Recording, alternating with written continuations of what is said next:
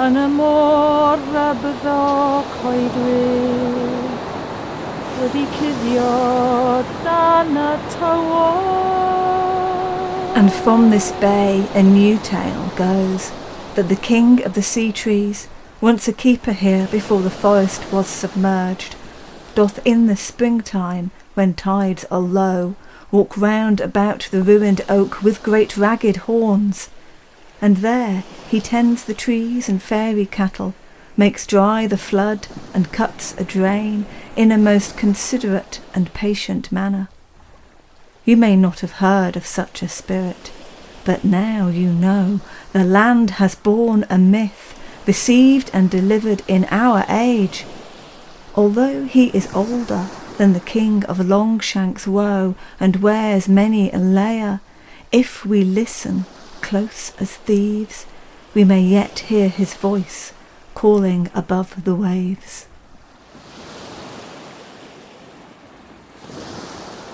Here we are in the heart of the forest, and what we can see here are the two important parts of the sequence, the grey clays down here that predate the formation of the forest itself. Now these clays are the very top of a sequence of clays that probably go down at least 25 metres below my feet, and they represent salt marsh, tidal mud flats and generally brackish conditions. The changes that took place around about 6,500 years ago were firstly into a reed swamp and then into a woodland dominated up at this end of the beach by birch and pine, probably some oaks down towards the south end. The demise of the forest here was about 4,500 years ago, and we see initially reed swamp coming in and then the sea reclaiming its territory and the trees remaining preserved. The watchman has sighted a forest, and what is that forest, cried he? It's the fleet of my dear Bendigade Ran, he's coming to set me free. Avo Ben Bede Bont, Avo Ben Bede Bont, it's the fleet of my dear Bendigade Ran, Avo Ben. So at the moment I'm trying to find out how to draw the submerged forest. So I'm following my eyes across the forest, which are moving in lines on the surfaces, and I'm letting my hand follow the lines. And today I've just brought with me some layout paper, which is very thin, fine paper, because of the idea of layers and layering, and I'm going to try and see what happens when I scan them or photograph them and then play with them in Photoshop. So I'm just using very thin paper. That may have been a mistake, we'll find out. So I'm playing around also just with responding to whatever's happening in the moment. We know what the individual sounds are in the language and what historically they're just the sounds represented by the Roman alphabet. So you can't be sure how the language sounded, but you know how to read the individual letters. And I'm going to read a part of Cardigan, which is a poem from the book of Taliesin from the 6th century. The text would be: Bîm yn lliaws rhith, cyn bîm ddisgyfrith, bîm gleddyf, gilfrith, o'r adaf panwrith. Bîm ddeigir yn awyr, bîm seirwal sir, bîm geir yn llythyr, bîm llyfyr, bîm pryfder. In this hollow that's filled with water here, we have all these indentations. These are all prints made by mostly animals. And we've got a nice split hoof here. There's some larger prints in there, which may be cattle. Bîm llygrin llyfer, blwyddyn a hanner, bîm bontar triger, ar drigen aber, bîm hint, bîm erir, bîm corwg, ymyr, bîm ddarwedd yn lladd, bîm ddos yng nghawad, bîm gleddyf yng nganghad, bîm ysgwydd yng nghad. I have been a coracle on Stevenson field. I have been the alderane. I have been an arrow and a spear. I have been a songbird on the breeze. I have been the reed and oaken leaf and the sleeping peat they made. For I am the imperial lord of this forsaken land. O'r harwych wedlonol y Cymru, oedd yn teithio i'n gwledydd ynghynt, ar un fwyaf oedd Bendigeidfran, dwedodd af o ben byd bont. Af o ben byd bont, af o ben byd bont, ar un fwyaf oedd Bendigeidfran, af o ben byd bont. Brave Branwen has married Matholwch, he's taken her over the sea, and he kept her alone in a tower, far away from her family. She whispered her plight to a starling, that brave little bright little bird, and he joined the great flock flying eastwards, and Branwen's message was heard. Af o ben byd bont, af o ben byd bont, he joined the great flock flying eastward. Af o ben byd bont. Oh, my brother, dear Bendigeidfran, please come and rescue me. The Irish are keeping me prisoner. Oh, come, set me free. Bendigeidfran, he mustered his army. A giant he waded the sea, by the Sodden Iron crossing two rivers, till he got to the shores of Liffey. Af o ben byd bont, af o ben byd bont, by the Sodden Iron crossing two rivers, af o ben byd bont. In a clearing he spied a great emperor, with tines on his coronet crowned, with a flood and 3,000 years onward, the king of the woods would be found. Af o ben byd bont, af o ben byd bont, with the flood and 3,000 years onward, af o ben byd bont.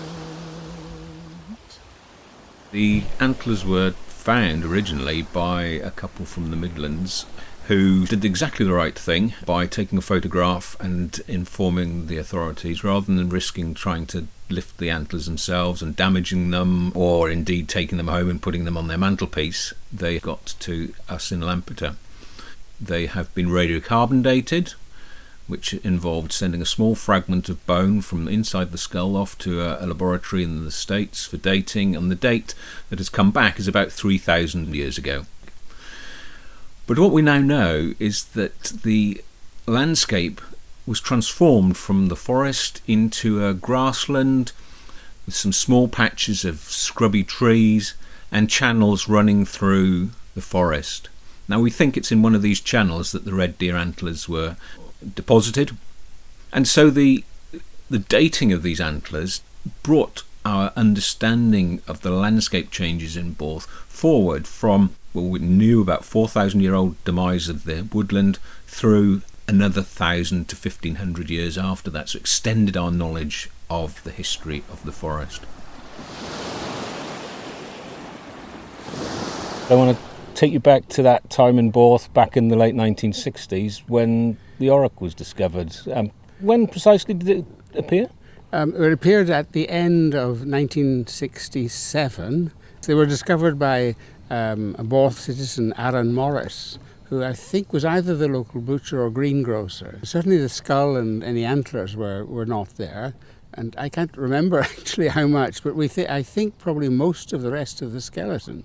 So it obviously had died in that place. And of course he had an artist's impression of the auroch drawn for that little paper, Nature in Wales. Do you know where the remains are today of the auroch? No, I think this is a great mystery. In the middle distance and foreground, waterlogging promotes reed swamp and salt marsh development, and forests eventually collapse, occasionally entombing the odd grazing animal, inevitably forced into the marsh in search of pasturage as the forests expand. He's beginning to flounder in the painting, in the sticky, peaty, stagno-glazed soils and collapsing birch oak woods, which are today preserved in the Borthon and Slas submerged forest. We went to Tannabuch Beach because the organic sediments that are preserved there are different to those at Borth. The landscape setting's different in a valley between two high hills, and nothing really has ever been done with these deposits before, so it's an unknown. What we decided to do was to dig a test pit as deep as we could, which was about just shy of a metre, I think, and that allowed us to look at the deposits, the layering and the organic sediments, and what we could discern from this digging was that this was a sediment deposited in a reed swamp, so no forest like at Borth, but alternating layers of silt and reedy material. To allow us to see what was beneath the peat, below the bottom of our test pit, we then used an auger, a hand auger, and this is a device which we push into the ground, twist, and it brings out a core of sediment, and we can then clean that off and see the different layers beneath the peat. And what we discovered was there was about a metre or so of grey silts, which probably were tidal salt marsh, tidal channels, things like that, and then down onto a gravel, and that gravel probably dated to the end of the last cold stage when the landscape was sort of falling apart in the freezing and thawing conditions, and sludges of material were washing down the valley side and into the valley bottom. So we've got a sequence there spanning some 12,000 years, but with a large time gap probably between the gravel and the silts, which may represent anywhere up to 6,000 to 8,000 years. Cardigan Bay is not just about Borth, it's not just about Tannabuch. There are a whole series of coves and bays that contain evidence for the longer geological record in the area. It takes us back to 20,000 years ago and even older. Looking north from Newquay town, we can see the cliffs, and in those cliffs are the evidence for the great ice sheets that once came down the Irish Sea and out of the Welsh mountains, and where they coalesced in what we now see as the coastal plain. And this coalescing of ice sheets are responsible for many of the features we see up and down our coastline, not only these great cliffs of clay and boulders that are the debris from the ice sheets, but the long fingers of gravel that we see sticking out into Cardigan Bay, the sarns such as Sarn Cynfelyn. These were gravels that were deposited between the coalescing ice sheets, and of course these ridges of gravel have been taken as the walls of sunken cities and lost kingdom. There are many folk tales relating to Cardigan Bay, yet we tend to focus on one, Cantregaelod, the Welsh Atlantis. Yet there are more. In the late 12th century, Giraldus reported that a forest appeared at Newgale Sands, exposed after the sand was blown away, and the trunks of the trees prevented the king's ships setting sail to invade Ireland. Plant Rhys Ddyfn is the story of the Welsh utopia, concealed in the middle of Cardigan Bay, unseen by the prying eyes of the mainlanders, a story from a time of revolution and idealism at the end of the 18th century. Add all these tales together and they make a folk history of Cardigan Bay, as if 1,000 voices from the past are still speaking to us from beneath the water.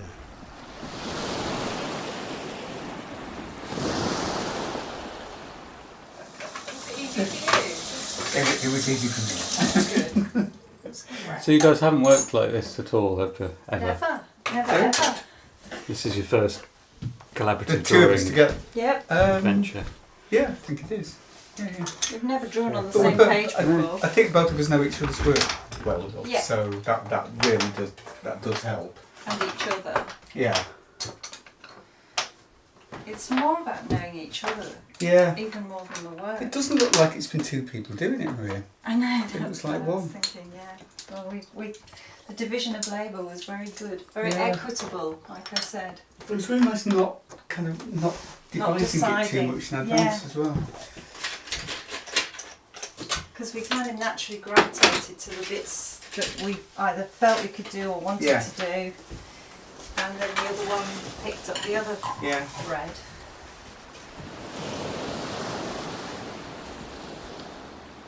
But remember, for this be my business to you, that you all who sit beside the castles here, exposed unto the sea, which hath requited you and your innocent child, for which foul deeds the powers delaying, not forgetting, have incensed the seas and shores, yea, all the creatures against your peace.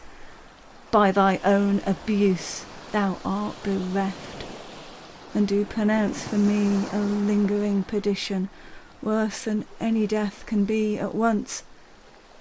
I shall, step by step, attend you and her ways, whose wrath to guard you from, which here, in this Cardigan end, all else falls upon your heads, or 'tis nothing but storms, and a rising tide ensuing.